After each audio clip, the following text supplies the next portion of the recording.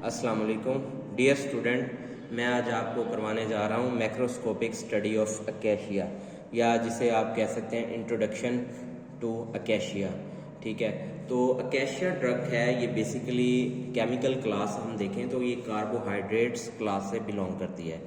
और सिनोनिम अगर देखें तो इसको गम अकेशिया भी कहा जाता है और गम अरेबिका भी कहा जाता है। अब हम इसकी फिजिकल अपीयरेंस देख लेते हैं। तो ये बेसिकली क्या है, ट्रीज़ का एक्सट्रैक्ट है जो कि हम ट्रीज़ से कलेक्ट करते हैं। ठीक है, तो अगर फ्रेश फॉर्म में इसे देखें तो ये काफ़ी चिपचिपी होती है और जब आप इसको टच करते हैं तो ये हाथों को चिपकती हुई महसूस होती है। लेकिन यहाँ पे ये हमारे पास ड्राइड फॉर्म में है तो ये हाथों पे चिपक नहीं रही, आपको सॉलिड फॉर्म में नज़र आ रही है। ठीक है, तो इसके बाद जो हमने इम्पॉर्टेंट चीज़ें होती हैं जो कि हमने नोट डाउन करनी होती हैं पेपर में, उसको हम देख लेते हैं। तो उसमें इसकी सबसे पहले जो है देखा जाता है कि इसका बायोलॉजिकल सोर्स क्या है या इसका बोटेनिकल नेम क्या है। तो इसका बोटेनिकल नेम है अकेशिया अरेबिका। तो यानी इसका जीनस अकेशिया है और इसका जो स्पीशीज़ है वो अरेबिका है।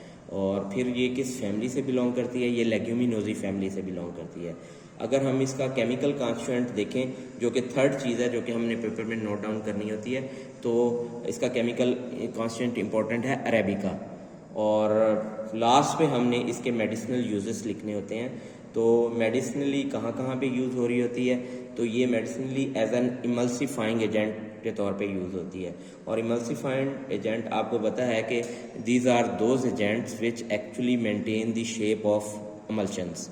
इमल्शन को ख़राब नहीं होने देते, इमल्शन की जो शेप है उसको बरकरार रखते हैं। ठीक है, उसके बाद एज अ बाइंडर एजेंट के तौर पे यूज़ होती है।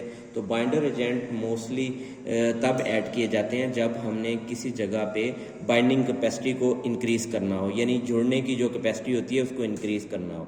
जैसे हम एग्जांपल के तौर पे अगर लें तो टैबलेट मैन्युफैक्चरिंग के अंदर हम बाइंडर्स को ऐड कर रहे होते हैं, तो उसकी रीज़न होती है कि हमने बेसिकली टैबलेट्स को वियर एंड टीयर से बचाना होता है। तो हम कहते हैं कि हमारी टैबलेट जो है अपनी शेप को बरकरार रखे, तो इसलिए हम वहाँ पे बाइंडर्स डालते हैं ताकि टैबलेट्स जो है वो ट्रांसपोर्टेशन के दौरान या ड्यूरिंग जब जहाँ पे उन्हें रखा जाता है तो वो वियर एंड टीयर का शिकार ना हो और अपनी जो शेप है उसको बरकरार रखे।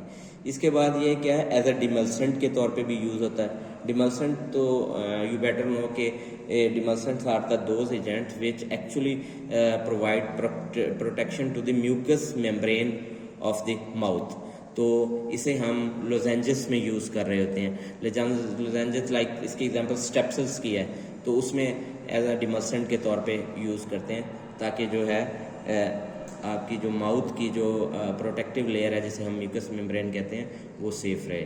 फिर एज अ थिकनर के एजेंट के तौर पे यूज़ हो रही है, गाढ़ा करती है जिस सोल्यूशन में हम इसे डालते हैं। तो मुख्तलिफ जूसेस के अंदर एज अ थिकनर एजेंट के तौर पे हम इसे ऐड कर रहे होते हैं। Thank you very much.